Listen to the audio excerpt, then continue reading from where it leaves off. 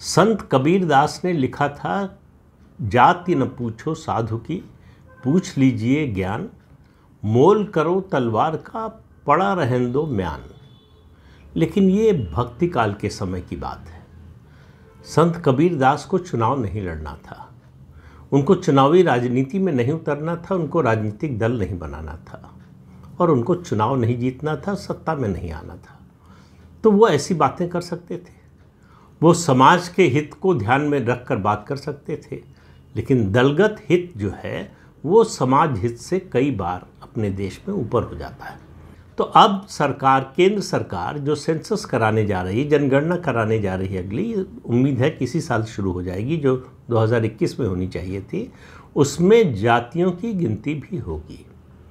तो अब आपको देश में अपनी जाति बतानी पड़ेगी। तो हम 2047 में विकसित भारत बनेंगे अपनी जातीय पहचान को लेकर। जो फैसला हुआ है सरकार का, उसके बारे में बात करता हूं। पहले इस बात को समझ लीजिए कि ये इस फैसले पर पहुंचने की नौबत क्यों आई, क्योंकि फैसला जो हुआ है वो तो घोषित हो चुका है। केंद्र सरकार इस मामले को लेकर, इस मुद्दे को लेकर उसका रवैया बड़ा स्पष्ट शुरू से नहीं था। एक बार कहा कि सैद्धांतिक रूप से, संसद में गृह राज्य मंत्री ने कहा, संसद में कहा कि हम इस मामले में सैद्धांतिक रूप से इसके खिलाफ है, इसलिए हम जाति की गिनती नहीं कराएंगे। फिर जब राजनाथ सिंह गृह मंत्री थे तब उन्होंने संसद में कहा था कि हम सेंसस में, यानी 2021 का जो सेंसस होगा, जनगणना होगी, उसमें पिछड़ी जातियों की गिनती कराएंगे। तब से अब तक में राजनीति बहुत बदल चुकी है।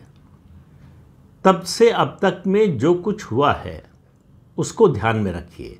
तो पहली चीज़ तो ये है कि आखिरी बार जो जाति की गणना हुई थी वो अंग्रेज़ों ने कराई थी। शुरू भी उन्होंने कराई थी, उन्होंने शुरू कराई थी 1881 में। देश में पहली जनगणना, जातियों की गणना जनगणना के साथ हुई थी 1881 में। अंग्रेज़ देश को जातियों में बांटना चाहते थे, इसमें किसी को कोई शक नहीं है। और इतिहास गवाह है, इतिहास की घटनाएं और जो कुछ हुआ, जो तथ्य सामने हैं, वो सब बताते हैं। और अंग्रेज़ों ने ही इस जाति की गिनती को बंद भी किया। 1931 में आखिरी जाति की गिनती हुई सेंसस के साथ। हम आज़ाद हुए, 1951 में पहला मौका आया जनगणना का आज़ाद सरकार को। उस समय सरकार ने स्टैंड लिया कि जाति की गिनती नहीं कराएंगे, केवल दलित और आदिवासी जातियों की गिनती होगी।